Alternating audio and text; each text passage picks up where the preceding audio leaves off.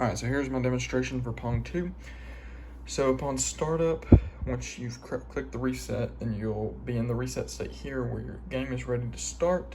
And upon clicking the reset button again, it's actually the start and the reset button. So you press it, ball starts moving. If it goes off the left side of the screen here, we're going to see it increment the right display so that the right side gets a point. Again, 2, going off the screen again, we get 3.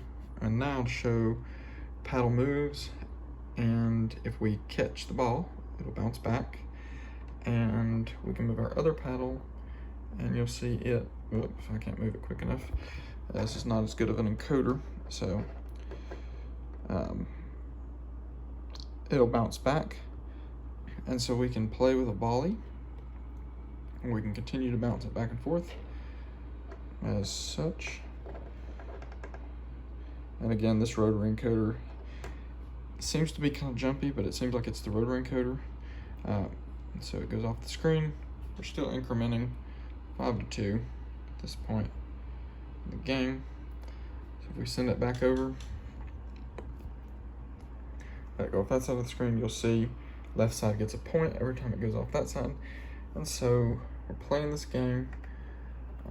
I like the other rotary encoder better, so it's easier to avoid the ball. So currently, we'll let that go off. We're currently at 7 points. So I'm just gonna let this count up 8. You can see 9.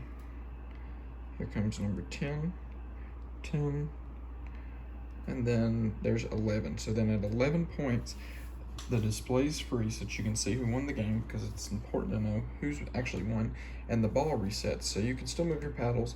I left it like this as like a feature so that you know that it's not in the reset state, so that you know to press the reset button. It doesn't look exactly like the reset, and also stops the game so that you can actually see your values.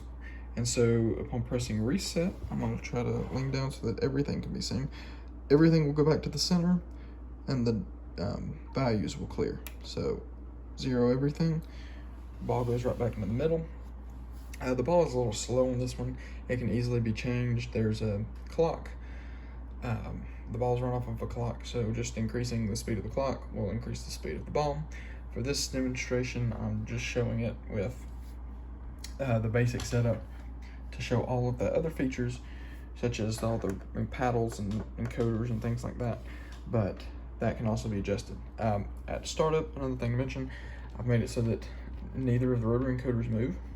That way neither player can get set up in some specific position or anything. Everybody starts at the same place, and once the ball starts, then the rotary encoders move again. And when the ball goes off screen, as mentioned before, you'll see it go back to the center line and spawn. This is the way that I saw it online and how it worked on Pong, so I emulated that. So that is the explanation and example of Pong 2.